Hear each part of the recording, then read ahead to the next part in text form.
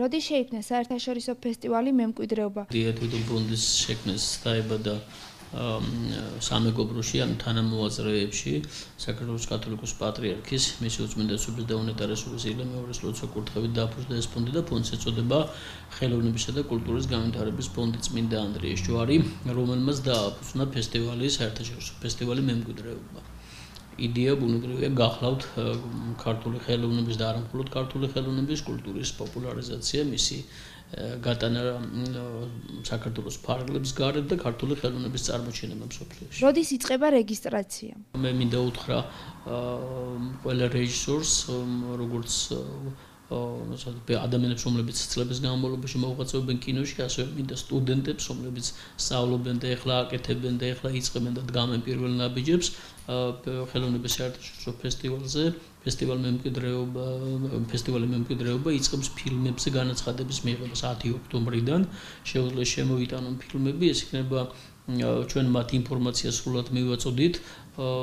ისინი შეუძლია დაუკავშირდნენ ჩვენს ვებგვერდს, ჩვენი ვებგვერდის მეშვეობით, როგორც სატელეფონო, ისევე ონლაინ რეჟიმში. ჩვენს ორგანიზატორებს შესაბამისად ისინი მიიღებენ სრულ დამომწურავ ინფორმაციას, ეს რომ ჩვენ ველოდებით ფილმებზე განაცხადის მიღებას და მინდა თითოეულ მათგანს ვინც შემოგზანდება უსურვო წარმატება იმ ძალიან დიდი გზაზე, რომელსაც კინო ქვია. რა თემატიკით არჩევთ ფილმებს? მე გეტყვით, რომ ჩვენ ყოველწლიურად ვარჩევთ რაღაც გარკვეულ მიმართულებას, თუ ფილმი ვისეწუნება შესაბამისად ეს ფესტივალი. მე მინდა გითხრათ, რომ შარშან ფესტივალი მიეძღვნა აფხაზეთის საგის, რომელიც ჩვენი ტკივილი გახლავთ. ოღონდ ჩატარდა სამეცნიერო კონფერენცია ბათუმის შოთა რუსთაველის სახელობის სახელმწიფო უნივერსიტეტში. სამეცნიერო კონფერენცია გახსნა საქართველოს კათოლიკოს პატრიარქმა, რომელიც ჩამოვხსნა სპეციალურად ამ დღისთვის. მაშინ მონაწილეობდა როგორც ქართველი, ესე უცხოელი მეცნიერები. მინდა ვთქვა, რომ ეს იყო ძალიან მაღალი დონის სამეცნიერო კონფერენცია. ჩვენ ამას ვაგზელებთ, ბუნებრივია ამხას და ეს ყოველწლიური იქნება. ოღონდ უბრალოდ ფესტივალი წელს მიეძღვნება ივანე მაჩაბელის ხსოვნას, მის უგდაყოფას. ჩვენი ტკივილი დღევანდელობაში გახლავთ როგორც აფხაზეთი, ესევე სამაჩაბლო, ანუ იგივე ოსეთი და თქვენ მოგეხსენებათ ივანე მაჩაბელის 8 წლი ივანე მაჩაბელის როლი და თუ ჩვენ ივანე მაჩაბელს დავივიწყებთ, არ გავიხსენებთ მის დამსახურებას არ აღვნიშნავთ, ბუნებრივია ჩვენ ვერ ვიფიქრებთ სამომავლოდ ოსეთი იგივე სამაჩაბლო დაუბრუნდეს დედა საქართველოს, როგორც ეს იყო საუკუნეების განმავლობაში. ამდენად წლევანდელი ფესტივალი მიეძღვნა ივანე მაჩაბელს და მე ვფიქრობ, რომ ეს ძალიან მნიშვნელოვანი იქნება ჩვენი ხალხი, ჩვენი ქვეყნისათვის. რამდენი ფილმი უნდა შეირჩეს საბოლოოდ? ვერ გეტყვით ამას გამომდინარე იქედან, რომ შეიძლება არჩევანი შარშანი იყო დაახლოებით, მე გეტყვით, რომ 100-ზე მეტი ფილმი შემოვიდა და ძირითად ბადეში თუ არ ვშტები სადღაც 20-მდე ფილმი განთავსდა. ანუ დანარჩენი ფილმები ვერ მოხვდა ძირითად ბადეში, იმიტომ რომ სასელექციო კომისია არის ცალკე ჟიური და მინდა გითხრათ, რომ სელექციას ვინც აკეთებს, იმ ჟიურის ვინაობას ჩვენ ვერ ვამხელთ, იმიტომ რომ ბუნებრივია, რომ არ გვინდა სანამ არ მოხდება ძირითად ბადეში ფილმები, ჟიური რომელიც არჩევს, რომელიც აკეთებს სელექციას, მათი ვინაობა დარჩეს გასაიდუმლოდ. როგორ ვლინდება გამარჯვებული? ბუნებრივია ეს არის კლასიკური მიმართულება, ზოგადად კინოს კლასიკური მიმართულება, ყველა ეს ნომინაცია, რომელიც საჭირო არის საუკეთესო ფილმის გამოვლენისათვის დაწყებული მისი მხატვრული ღირებულებიდან, მისი შემოქმედებითი მხარიდან, მისი სცენარიდან, მისი ხმის გახმოვანებიდან, მისი მუსიკიდან, საუკეთესო შემსრულებელი, როგორც მთავარი როლის, ესევე ეპიზოდური როლის, ესევე მეორე ხარისხოვანი როლის, ესე რომ უამრავი კრიტერიუმი არსებობს და მინდა გითხრათ, რომ თვითონ ფესტივალის ხელოვნების საერთაშორისო ფესტივალის მემკვიდრეობის ჟიურის წევრები გახლავთ ძალიან ცნობილი კინო შემოქმედები, ძალიან ცნობილი ხელოვანები, შესაბამისად მე ვფიქრობ, რომ იმ რეჟისორებს, ვინც შემოიტანს აღნიშნულ კონკურსზე ფილმს, ვფიქრობ, მათთვის ძალიან მნიშვნელოვანია წარმატების მიღწევა.